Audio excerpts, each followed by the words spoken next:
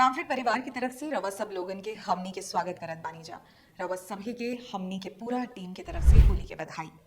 आप सब सोच रहे होंगे कि हमने हिंदी छोड़कर भोजपुरी भाषा में आपका स्वागत क्यों किया। तो सुनिए, भोजपुरी भाषा आज सिर्फ बिहार और यूपी जैसे राज्यों में ही नहीं बोली जा रही, बल्कि सात समुंदर पार मॉरिशस तक में भोजपुरी भाषा की गूंज सुनाई दे रही है। अब देखिए ना, प्रधानमंत्री मोदी का मॉरिशस के पोर्ट लुइस में भोजपुरी अंदाज में स्वागत किया गया। महिलाओं ने गीत गवाई गाकर और पारंपरिक बिहारी सांस्कृतिक प्रस्तुति के माध्यम से उनका सम्मान किया।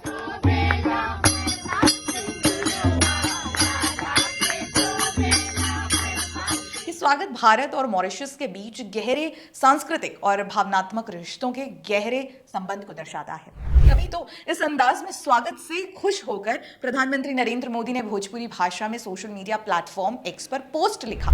इतना ही नहीं, विदेश मंत्रालय के प्रवक्ता रणधीर जायसवाल ने भोजपुरी भाषा में पीएम मोदी के दौरे के प्रोग्राम का विवरण सोशल मीडिया एक्स पर दिया है। रउआ के प्रणाम, नमस्कार। भारत के माननीय प्रधानमंत्री मॉरिशस के धरती पर पहुंच गए बड़न। आई सवेरे हवाई अड्डा पर इनका स्वागत धूमधाम से भइल। विदेश मंत्रालय के प्रवक्ता रणधीर जायसवाल की तरफ से भोजपुरी भाषा में बोले गए ये मात्र कुछ शब्द नहीं है, बल्कि ये कदम भोजपुरी भाषा के प्रति सम्मान को दर्शाता है। साथ ही भारत सरकार की उस सोच को भी सामने रखता है जो हमारी क्षेत्रीय भाषाओं को दुनिया के मंच पर पहचान दिलाने के लिए लगातार काम कर रही है।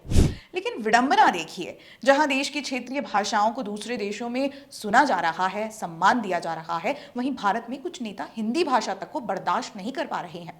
वैसे में अगर वे भोजपुरी के साथ ही दूसरे रीजनल लैंग्वेज सुन लेंगे तो पता नहीं क्या ही कर देंगे। दरअसल ऐसा कहने के पीछे हमारे पास कारण भी है। मॉरिशस के विदेश मंत्रालय के प्रवक्ता रणधीर जायसवाल का भोजपुरी में बोला हुआ वीडियो सोशल मीडिया पर सामने आया। नेटिजन्स स्टालिन को ट्रोल करने लगे।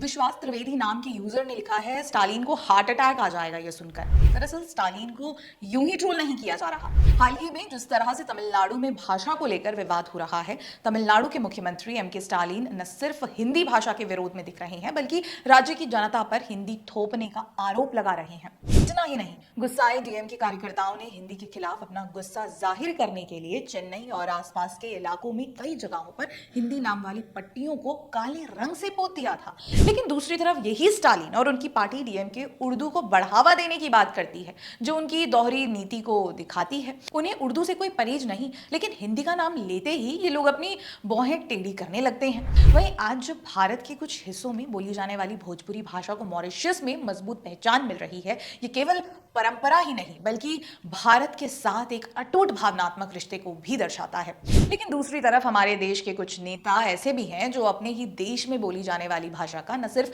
विरोध करते हैं, बल्कि उस भाषा को हथियार की तरह इस्तेमाल कर अपनी राजनीतिक गाड़ी भी चलाने की कोशिश करते रहते हैं।